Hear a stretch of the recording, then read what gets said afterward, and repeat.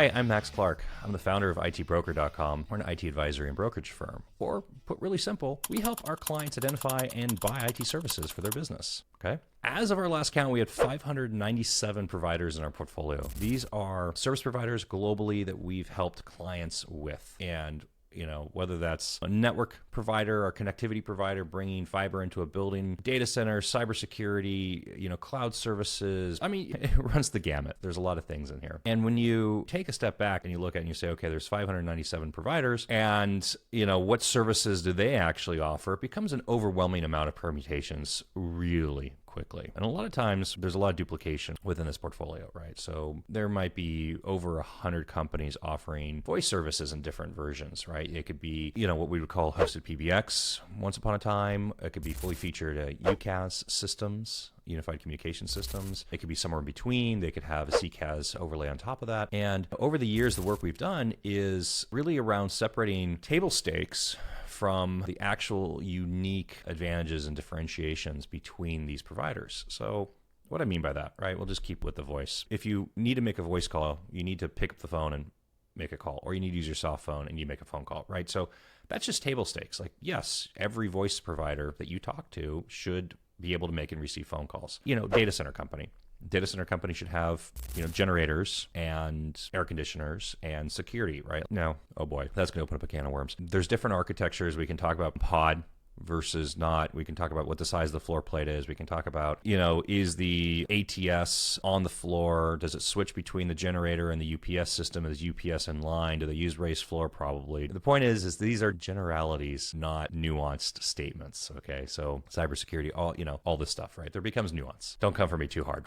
Anyway, so the point is over the years, we've taken and built out an internal database around what the actual subtle advantages and differentiations are between these providers. Now, the reason why you do that is when we work with a new company, we can take that company profile and loosely group them based on industry, segment, geography, size, really what other technology that currently have integrations, where they are in their maturity and their journey, and help line up. There's little things like, if you are a large enterprise and you are equipped and used to working with large service providers, like that might be a good fit for you versus dealing with a service provider that is, geared towards a medium to large SMB or vice versa. I mean, technically SMB runs to 1,000 employees. If you're a 200-person SMB, you have real IT needs, but trying to deal with an organization that's got 50,000 employees and really geared towards large enterprise, like that creates complications just up and down the stack, right? So understanding those sorts of things go into our evaluation and a selection process. And really the point with all this is it creates blueprints for us. And the reason why we create these blueprints is it helps us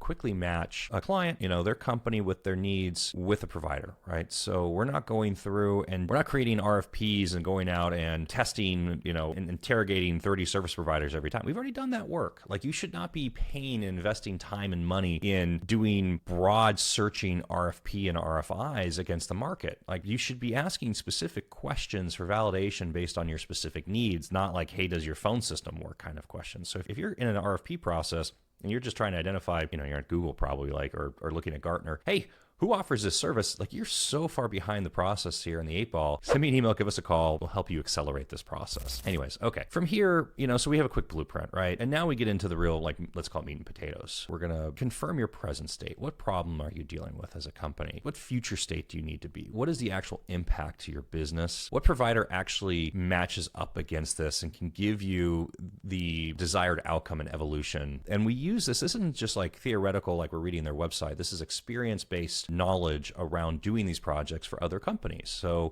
who actually can perform, who doesn't, what kind of benchmarking data related to performance, implementation, service teams, cost, right? And this is where our recommendation comes from. Now, our recommendations, it's very common for our clients to have a procurement and sourcing process that says they have to have 2 to 3 providers in any process for bidding. So that way they can, say that they've actually properly evaluated and get competitive bidding. Of course, no problem with that. The point there is our deliverable is to make sure that the 2 to 3 3 providers that you're actually going to go deep into the weeds with are all good providers for you. You're not going to find a situation where it's like, oh, we went out and quoted 15 different companies and, we narrowed it down to a short list of 3. And then the process of evaluation or post-implementation, which is even worse, we found out that one of them didn't actually do what we needed to do because it was missing this feature. Like, oh, we were looking for a call center platform and we don't run Salesforce and Einstein AI, but we picked a contact center platform that requires Salesforce and Einstein AI. And that wasn't clear to us in the demos, evaluation, etc., because nowhere did it say all of our AI tooling is actually Einstein AI from Salesforce. Like, whoops, true stories. So our deliverable to our clients is to provide them with the 2 to 3 providers that are good matches for them. And what I mean by this, again, is any one of those 3 that end up being selected are going to work and you're going to be happy. They're going to deploy. There's going to be subtle nuances. If you've had a conversation with me about this in person, I like to use the Fight Club reference. At some point, it just turns into what color is the logo and do you like it? What's your interaction with the team? Did you have a good fit with them? When you met with the SE, did you vibe? Like, there becomes certain intangibles in these processes that are actually very valuable and valid intangibles as an evaluation on a service provider. That's perfect. There's nothing wrong with that. We want you in the position that when it actually comes down to figuring out who you're signing a contract with, we want you picking based on just which one you felt more comfortable with and which one you like better. That is a great place to be selecting a service provider from, not from do they support this feature? Will they solve this problem? Is the pricing appropriate? Like, that is all the work that we're offloading from our clients. Here's the shocking part about this. This all happens really quickly. One workshop, within an hour, 2 hours, we work through a process from start to finish. And in some cases, it does not feel, and it can feel like too good to be true. Maybe that's the word I'd use. And the reason for that is because we have done this work for decades. I've been doing this for 25 years effectively, right? So when you take hundreds and hundreds and hundreds of evaluation cycles and projects with other clients, and you come into that and you say, hey, I'm looking for a fill-in-the-blank piece of technology. I need an EDR. I need a phone system. I need a fiber optic circuit. I need a data center. I need a professional services company. I need a TEM platform. I need whatever. That list goes on and on and on. You're not starting from scratch. You're starting from like, oh, we've done this project 345 times in the last 5 years, right? So of course it runs really quickly. You shouldn't be surprised that it happens really fast. From initial contact to you can sign a contract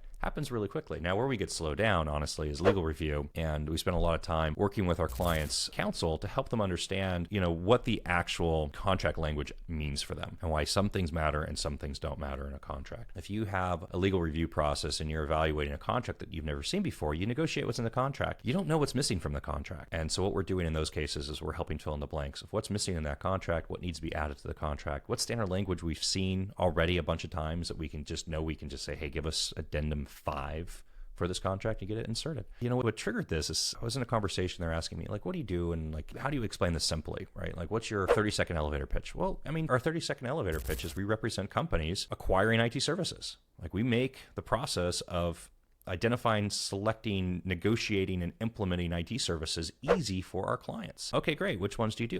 Does it have electricity and application running on it and managed, and can it be managed by a service provider?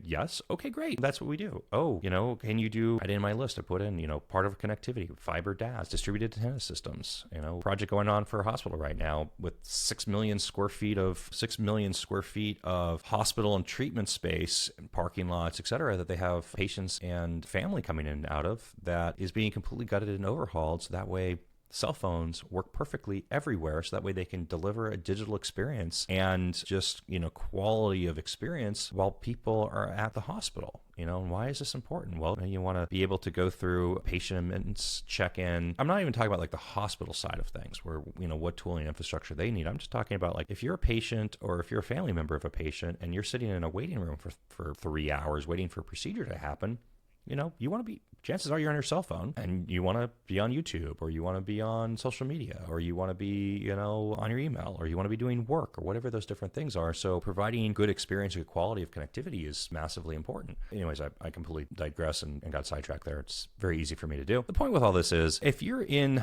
a evaluation cycle and you're trying to figure out, like, are we talking to the right companies? Do we even know who the right companies are? Are we getting the right pricing? Do we have the right contract terms? Have we missed anything? Chances are the answer is yes. Chances are the answer is yes. And what you should do, give us a call and we'll walk you through the process. And the point there is to make it as a confusing, complex, sometimes aggravating process as simple as we possibly can make it for you. So that way you walk away and you say, wow, that was really easy. That was great. And that's, brings a smile to my face. Like, that's the best call. Anyways, I'm Max Clark. I hope this helps. If you have any comments, questions, you can comment below. Send me an email. Give us a call. Love to talk to you. Have a great day. Feel it.